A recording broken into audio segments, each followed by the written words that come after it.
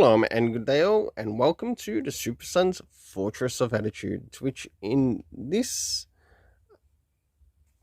particular comic, I'm covering Joshua Williamson's Batman and Robin, issue 4, and as you can see there, I have the variant cover on the left-hand side, not the right-hand side, because I did want to get some more variant covers in relation to this series, but this was the only one that they managed to get in through the LCS. So let's move into first things first. Do these covers in any way, shape or form connect to something that is happening inside with the story? For the first cover on the right hand side, which is the main cover, I give a 6.5 out of 10. But for the second cover, I give an 8 out of 10. I'll now get things organized to show some of the internal art around the beginning, middle, and of course the end in relation to the story. And also what's happening with the characters as we have a look at the internal art for It's Racing. So as the story begins, as we move into what is happening with Damian Wayne in the past with Mistress Harsh, she gets him to basically do a chore of sorts whilst he is learning his lessons, and of course he does execute his lessons perfectly, but she's looking for more beyond perfection.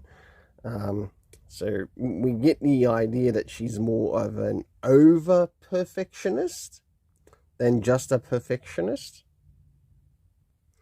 As we start to jump towards the middle of the story, we end up meeting with copycat character, another copy and paste of Dark Man Bat. just bring me back, Langstrom, alright?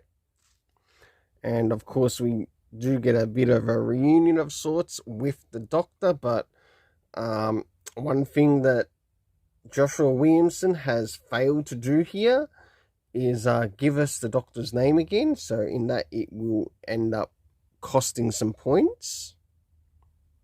Of course we get to see a couple of the other characters as well, such as White Rabbit.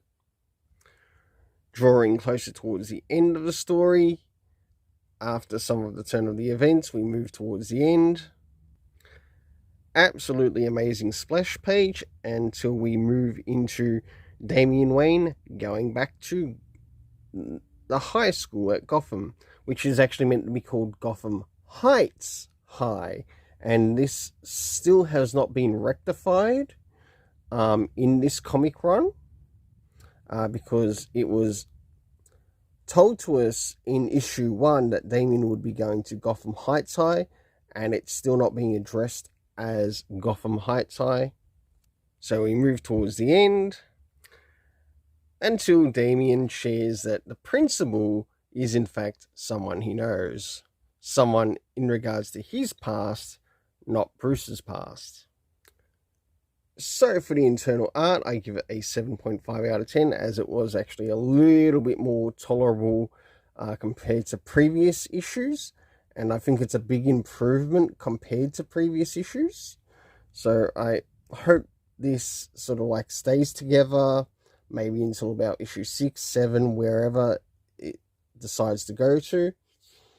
So the next, for the internal art, I give it a 7.5 out of 10. Next is the area of the story. Now, with how far we are, we've gotten no comic book references to any of the previous issues at the moment. Next is the area of time, to which we have before, now, and next morning taking place. The location to which this is taking place in, it's in Gotham. We also have the zoo, and last but not least, the high school. And again, once again, they do need to rectify the name of for the high school to be called Gotham Heights High, not how they've marked it, because it was actually mentioned in the first issue once again, and because of that, this story is losing points. Cast of characters consisting of Damian Wayne Robin, of course, we see in his past, We have Mistress Harsh / Hush, Shush. We have Talia. We have Dark Manbat, whoever the if he's meant to be, but a terrible copy and paste ripoff of Manbat Langstrom. We have Bruce Wayne Batman. We have White Rabbit. And for the overall story, I give it a 7 out of 10. We'll see you again at the Super Sons Fortress of Attitude, probably when the next issue of this comes out. Until then, we'll see you again at Super Sons Fortress of Attitude.